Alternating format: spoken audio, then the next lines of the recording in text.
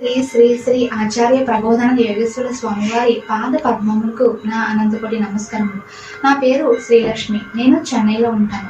నిగూఢ తత్వార్థ బోధిని గ్రంథంలో నాకు ఇవ్వబడిన పద్యము, చచ్చువారులెవరు చావని వారేది, చచ్చి బ్రతికియుండ జనములెవరు, పిచ్చల విడిగాని వివరించి చూడరా విశ్వదాభిరామ వినరవేమ.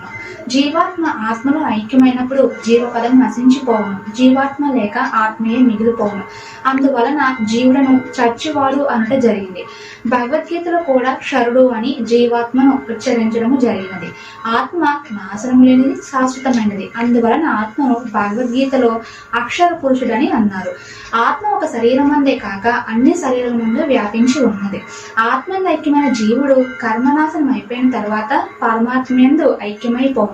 అట్టివాడు ప్రపంచమంతా నాశనమైన తాను మాత్రం నాశనము కాడు.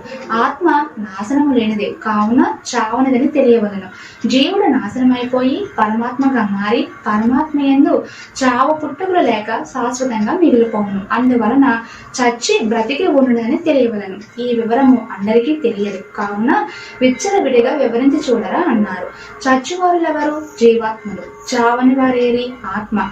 చచ్చి బ్రతికిండ జనములెవరు? పరమాత్మగా మారిన జీవాత్మలు. ఉన్నవి మూడే ఆత్మలని తెలియనివాడు అజ్ఞానులని తెలియవలెను. విశ్వద అనగా విశ్వమంతా వ్యాపించిన పరమాత్మ అని, అభిరామ అనగా గొప్పదైన ఆత్మ అని, వినరవేమ అనగా జీవాత్మ వినుమ అని పద్యం మకుటం యొక్క అర్థము. నాకు ఈ అవకాశం కల్పించిన స్వామివారి పాద పద్మములకు నా అనంతకోటి నమస్కారములు.